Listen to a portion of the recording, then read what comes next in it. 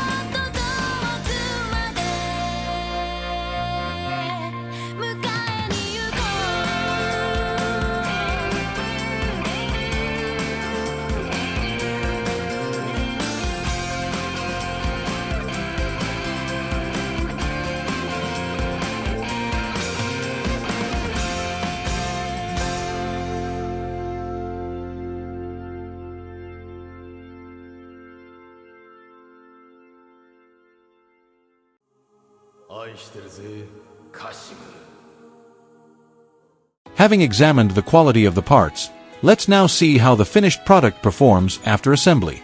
After 3 days of intermittent work, let's first look at the skeleton. In the early animation, the design had a muscle-like feel, but the current product design is entirely mechanical. It's very obvious that the skeleton has many more mechanical lines and electrical wires. Let me first address some of the questions everyone is most concerned about. I feel the quality of the materials used in this set is much better than the manufacturer's previous products. Regarding assembly, apart from the waist joint, almost everything else requires minimal effort to assemble. The only issue I've encountered with this set so far is that the chest articulation is slightly loose, but the damping is still quite good. The thighs are completely firm and not loose at all. No parts will fall off even when swung vigorously. However, the legs will automatically rise after a vigorous swing, indicating that the resistance in the hip area is quite adequate. With the arms at rest, they won't drop down even when swung forcefully. The skeleton shows a section with interconnected structures, and the gold, silver, and gunmetal colors on the skeleton are pre-painted parts. Moving the head backward illuminates the LED lights, and the eyes are covered with 3D stickers that create a green laser effect. However, simply lighting them up looks somewhat incongruous. The exact visual effect will only be clear after the outer armor is installed. The head ventilation holes can be opened directly, and the LEDs inside are quite bright. The cockpit can be unfolded with slight deformation, and pulling forward the triangular area on the chest illuminates the cockpit control panel lights. The lights have a purple effect, and the pilot figure can be taken out of the cockpit directly. Although the pilot isn't very large, it has all the essential articulation features. The head and waist are connected by ball joints. The upper arm can be platformed at nearly 30 degrees. The entire arm can rotate 360 degrees, and the upper arm also has a horizontal rotation joint. The leg can kick forward to 90 degrees, and the knee can also bend to 90 degrees, but unfortunately the foot is not movable. There is also a horizontally rotating joint at the base of the thigh, and the hand can be replaced with a gun-holding hand. The aircraft's frame is over 30 centimeters long, and its overall shape is similar to that of a glider. The engine bay door at the bottom can be opened, and the jet engines inside can be directly removed. Several different colored parts are also present. The bronze-colored parts are pre-painted. The tail section after the jets are also all separate parts that can be fully deployed. The large parts on both sides of the shoulder section can be pulled outwards, essentially creating an external butterfly shoulder. When pulled out, the internal mechanical details are revealed, and when closed, there is an internal locking mechanism to increase stability. Without the outer armor, the arms can be crossed forward at a considerable range. Now let's install the outer armor and see the final effect. Okay, this is the fully assembled outer armor. The cutting blades on the knees are attached to the outer armor first. Before assembling, I saw on the forums that the most common feedback was that the outer armor design was too fragmented. Personally, I think this design, intended for the armor to unfold, is perfectly in line with modern model aesthetics. The overall look of the model is actually quite acceptable. Following the instructions, I applied all the decals to the body, and the 3D stickers were also applied in the same way. The overall workload was quite large, taking about a day to complete. With the decals, it definitely looks much better than a simple assembly. The 3D stickers on the eyes are very shiny even without lights. What do you all think of the finished product? The effect after turning on the LEDs in the head is, in my opinion, much better than with the skeletal frame. Although it still looks a bit like there are eyeballs, the head is lowered slightly, so the overall look is quite good. If you don't like the lighting effects, I suggest not using 3D eye stickers. After opening the cockpit, the dashboard area was also covered with decals. Pulling it forward would turn on the indicator lights. The decals definitely improved the look of this detail significantly. The head is connected via a ball joint, allowing for easy tilting and lowering. Left and right rotation is slightly limited by the antennas on either side and the chin. The chin is a separate part with minor articulation. The arms can be stretched to create an inner butterfly shoulder effect, and the joints are made of POM material, so they are quite firm. The previously mentioned inner butterfly shoulders can also be expanded, and the angle of forward swing is almost the same as the angle of the inner skeleton, completely pulling outwards. The lateral expansion of the hands is also very wide.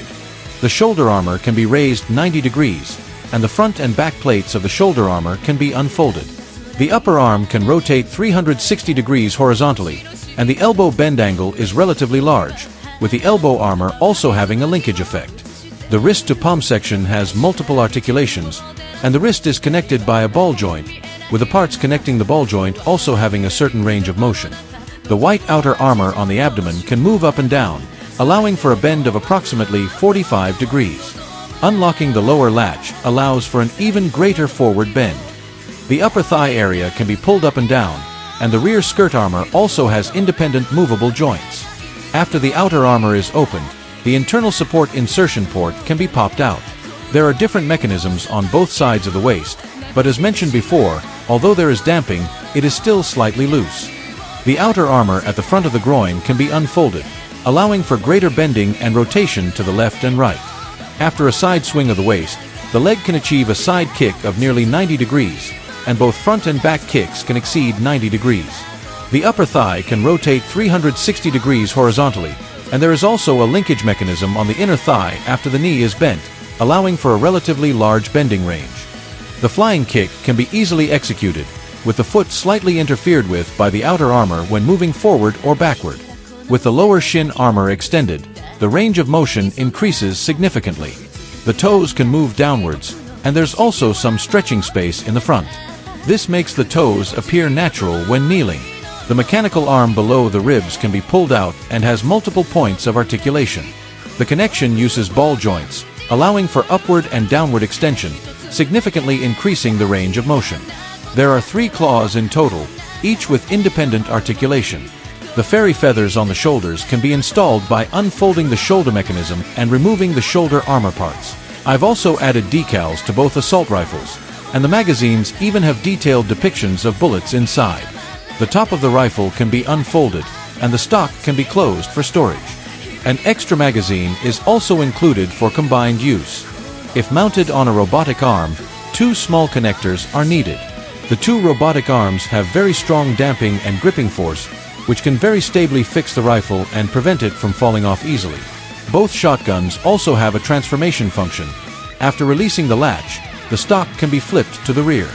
The magazines also feature detailed depictions of the bullets, and the grip is equipped with a double safety, making them very stable. First, the energy blade is removed from the outer armor of the knee, and then it can be unfolded by joint deformation to restore the effect of holding it.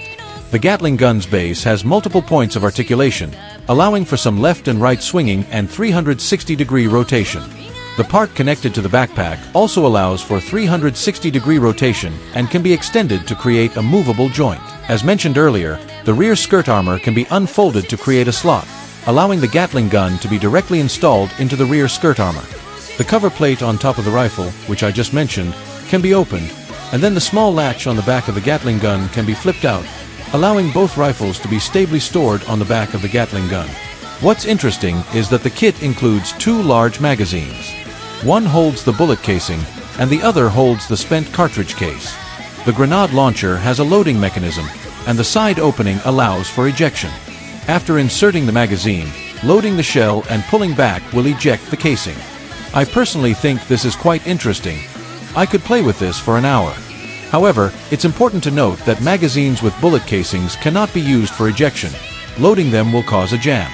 The howitzer's barrel has several latches on the rear that can be unfolded and attached to the gun body for secure attachment. The gun handle has a certain range of motion to the left and right. Although the howitzer is heavy and long, it won't easily fall off when held with both hands. The joints of this product have indeed been well tuned. Opening the latches allows the gun body to fold, and there is also a securing latch on the side for a holding effect. However, there is a design flaw. After combining the 2 magazines, there is some obstruction when installing them onto the gun body. The rear skirt armor has a C-shaped connector that can be inserted into the connection point, allowing the cannon muzzle in its disassembled state to connect directly to the C-shaped connector. There's a small connector on the shoulder area, allowing the demolition cannon to be mounted on the shoulder. The fit is quite good, and it won't fall off even when suspended in mid-air. There will also be 2 small daggers, which can be gripped either way. Once all the retractable parts of the outer armor are fully extended, the overall effect is quite stunning, showcasing the details of the internal skeleton beautifully. The hip armor also has a retractable mechanism. However, it's a pity that unless you're a fan of Full Metal Panic, you might find it difficult to appreciate this design. The exhaust pipes have a gradient paint scheme, and the entire design is covered with a pearlescent finish. They can be installed directly inside the head armor after opening it. The material used is a light guiding material, so I personally think the overall effect is quite good. However, I think the effect would be even better if the breathing light mode were adjusted slightly faster. The wings are about 48 centimeters long, making them quite large, almost like a giant backpack. I carefully applied all the 3D decals according to the instructions. I think the workload was even greater than applying the decals to the fuselage itself. The 12 missiles on the bottom also needed to be individually applied. The wing spoilers are also independently movable. The other movable parts have been mentioned before, so I won't go into detail here. Both hatches on the top outer armor can also be opened, revealing the internal mechanical structure. The middle section of the outer armor can also be opened, revealing a robust hydraulic rod on the back. After opening the bottom cover, it can be connected to the support frame, and the bottom ailerons can also be tilted left and right. The wings can be further bent, and the small wingtips at the tips can be raised. The cameras on the fuselage can also rotate, and the middle section can also move up and down. Removing the cover in the middle of the back reveals the mounting interfaces on both sides. Aligning the clips allows the backpack to be installed onto the main body, and it's very secure. After connecting the base, it can be stored away. The decals on the base are quite nice. The base is similar to a normal stand, with fixed locking points and the ability to extend and retract. The connection points on the top of the stand rotate very firmly, providing excellent grip. The two small stands stored inside the base can be flipped out. Small daggers and energy knives can be inserted on the sides. The front stand can hold 2 rifles, and excess magazines can be stored in the rear recess. The sliding rail for the shotgun can be directly mounted on the small front stand of the base. A connecting rod is installed on the right side, allowing the cannon in its full state to be stably mounted on the base. Excess magazines can also be stored in the side recess. The rear part of the base can be folded down and secured. After adjusting the posture and connector angle, it restores the Laevatein equipment to its standby state. However, this posture is rather unsightly. The connection points are quite secure, and replacement parts for fairy feathers can be mounted on both sides. There is a hole at the front of the stand for mounting a Gatling gun. After mounting the stowed aircraft backpack and storing all the accessories on the base, the inventory mode is complete. There's a storage space at the front of the base, where you can place small parts after opening the cover. Weapons can also be mounted on the base, and extending the support allows for flight mode. The support has excellent grip and provides very reliable support. In the airborne position, a grappling hook can be attached, and the grappling hook itself is also independently movable. Okay, that concludes our introduction to Laevatein from Orange Cat Industries. What do you think of this product? Please leave a comment and let me know. Also, please subscribe to my channel, like and share. See you in the next video.